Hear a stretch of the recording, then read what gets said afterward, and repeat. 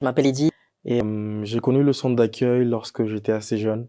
J'ai connu le centre d'accueil à l'âge de 13 ans. Et cela est dû au fait que ma mère est tombée gravement malade et a perdu également son emploi. Et à ce moment-là, mon père a également quitté la maison. Et tout cela était lié au fait que une copine, une amie proche de ma mère avait fait de la sorcellerie contre elle. Et donc voilà, à 13 ans, je me suis retrouvé en charge de tout un foyer. Donc j'ai mes deux frères et ma petite sœur. Et également, j'étais également en charge de ma mère, qui du coup ne travaillait plus, était quasiment handicapée. Et donc voilà, avec l'âge de 13 ans, je pense qu'on n'est pas prêt à endosser ce genre de responsabilité. Je n'ai pas eu le choix et j'ai dû faire face aux responsabilités assez jeunes. Donc j'allais tous les matins au Resto du Cœur justement pour qu'on puisse manger, pour qu'on puisse avoir de quoi survivre. On était à plusieurs reprises menacés également d'être expulsés de l'appartement dans lequel nous vivons. J'ai créé une bulle autour de moi pour éviter de montrer une faiblesse et pour surtout ne pas montrer que je souffrais, surtout moi aussi à l'intérieur. Et donc voilà, c'était une situation très difficile. Tous les soirs, je pleurais. J'ai connu le centre d'accueil, c'est comme ça que ma famille a connu le centre d'accueil. Lorsqu'une dame qui venait à l'église est passée visiter ma mère, donc c'était une connaissance, elle est passée voir ma mère et lors de son passage, elle a laissé un semeur sur la table du salon. Donc suite à ce semeur-là, nous nous sommes dit on va aller voir, on va aller voir si les témoignages que les gens racontent dans ce semeur sont réels. Et donc c'est comme ça que nous sommes arrivés une première fois au centre d'accueil un dimanche. Et ce qui était fort, c'est que tout ce qui a été prêché, tout ce qui a été donné comme message, bah, c'était ma vie, c'était la situation que qu'on vivait. Mais je venais parce que simplement la parole qui était transmise me procurait une paix, me procurait un instant je dirais, de gaieté, un instant aussi, un moment d'espoir. Et dès que je me retrouvais du coup hors de l'église, dès que je me retrouvais dans la vie réelle, dans la réalité pour moi, c'était difficile. J'avais du mal à mettre en pratique ce que j'entendais à l'église. Et c'est lors de la deuxième campagne d'Israël que j'ai saisi que voilà, j'y ai participé parce que je voulais changer intérieurement. J'avais besoin de trouver la paix. J'avais besoin de donner ma vie à Dieu. Et après cette campagne-là, ça a été vraiment un changement, je dirais pas immédiat, mais c'est un changement progressif. Je commençais à voir le changement en moi.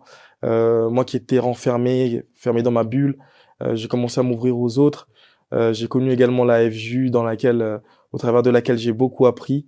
Et surtout, bah, au travers de ce sacrifice, Dieu, il a retiré en moi toute ancienneté, toute angoisse, toute peur, toute tristesse. Donc à ce moment-là, j'ai décidé de faire un pacte avec Dieu. Et je lui ai dit que si, euh, si je changeais ma vie totalement et que si je recevais également le Saint-Esprit, j'allais justement dédier toute ma vie à le servir. Et quelques temps après, justement, un samedi, je me rappelle, un samedi, lors d'une réunion de l'évangélisation, j'ai reçu le Saint-Esprit, j'ai reçu la présence de Dieu. Et c'était quelque chose d'unique. Et à ce moment-là, je savais justement que ce vœu que j'avais fait en étant plus jeune, ce vœu que j'avais fait un peu plus tôt, c'est finalement réalisé lorsque la présence de Dieu est rentrée en moi. Et à partir du moment-là, je savais que Dieu et moi, nous n'étions qu'un. Et que dans tout ce que je faisais, il me guidait. Dans tout ce que je faisais, il m'accompagnait et il me parlait. Et donc aujourd'hui, en ayant eu le Saint-Esprit dans ma vie, par la suite, je suis également devenu serviteur. Donc aujourd'hui, j'ai le plaisir de servir Dieu chaque jour de ma vie.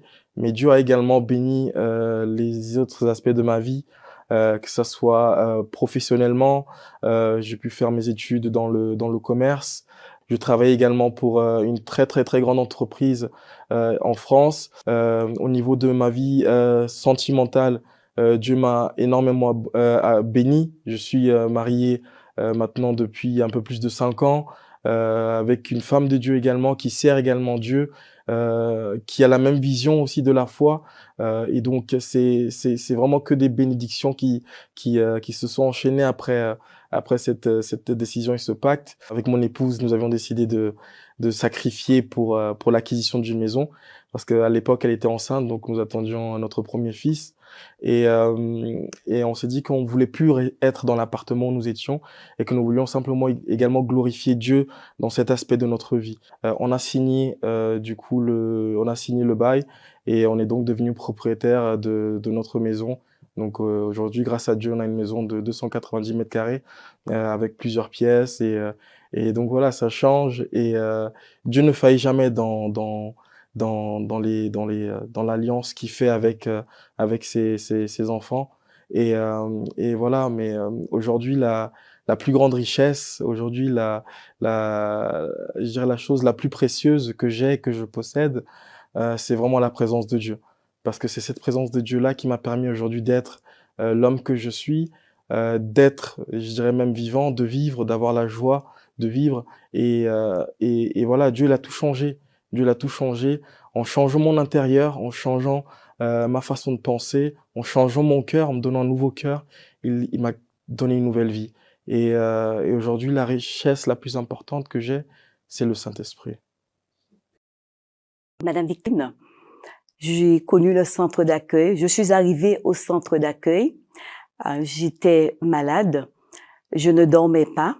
J'avais une maladie, les gouttes. J'avais la tension.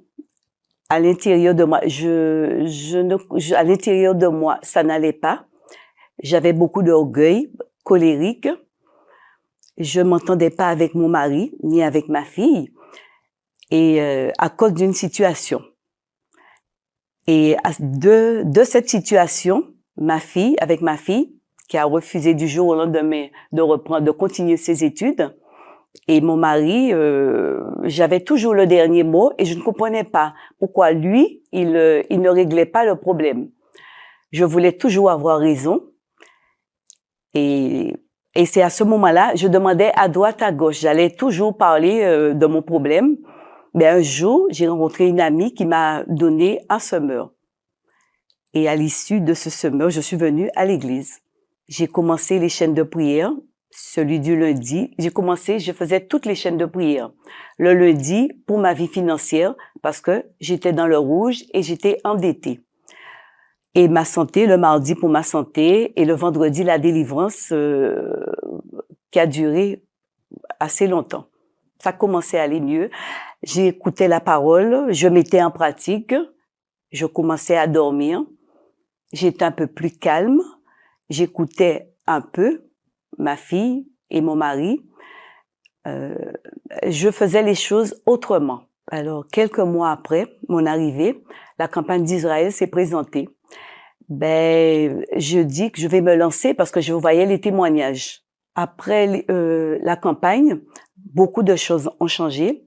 Ma fille a passé des concours, elle a réussi. Elle a passé un autre concours, elle a réussi maintenant contrôleur et là elle va passer le concours. Elle a passé le concours pour être inspecteur. Tout a changé, on a le temps de parler, on vient à l'église ensemble. Mon mari, tout va bien. Je reste à ma place, j'écoute. Je ne suis plus colérique. Je prends le temps d'écouter. Dans mon travail, ça a changé parce que je ne supportais plus personne. Et il y a eu vraiment un grand changement. J'ai conquis des choses, beaucoup de choses. J'ai acheté un terrain, j'ai construit chez moi là-bas. Nous avons acheté aussi à Étampes. Il y a eu plein de campagne en campagne. Oui, tout a changé. Malgré toutes ces conquêtes, tout ce que j'ai reçu, il y avait un vide en moi. Même des fois, j'avais tout ça, mais j'étais triste. Et il y avait pas la joie de vivre, j'avais pas la paix. Il manquait un petit peu d'amour aussi, voilà. Et la direction, je faisais tout de moi-même. Et des fois, ça ne marche pas et je m'en voulais à moi. Alors, j'ai dit je me suis lancée pour avoir le Saint-Esprit. Je priais, je jeûnais, je sacrifiais mon moi aussi et demandais à Dieu que vraiment j'en avais besoin parce qu'il y avait des choses encore à changer. J'avais besoin de changer et pour être une autre personne et à l'intérieur être rempli de son esprit. Alors, quand j'ai reçu le Saint-Esprit, ce n'était plus pareil. J'avais la paix en moi, j'avais la patience, j'écoutais et j'avais l'amour pour encore plus pour ma famille, pour les âmes aussi, parce que je me suis mise à évangéliser. Mon mari a vu le changement, mes enfants aussi, parce que je ne criais plus, j'étais à l'écoute. Dans mon travail, je n'étais plus colérique. Tout ce que je faisais, je regardais les gens. Avant, je ne regardais pas. Je regardais pas les personnes. Je faisais moi, c'était moi. Aujourd'hui, le plus important pour moi, c'est le Saint-Esprit. J'ai la paix, j'ai la joie, j'ai des projets. Je sais que même les situations difficiles vont arriver parce que des fois il y en a, mais je reste ferme. Je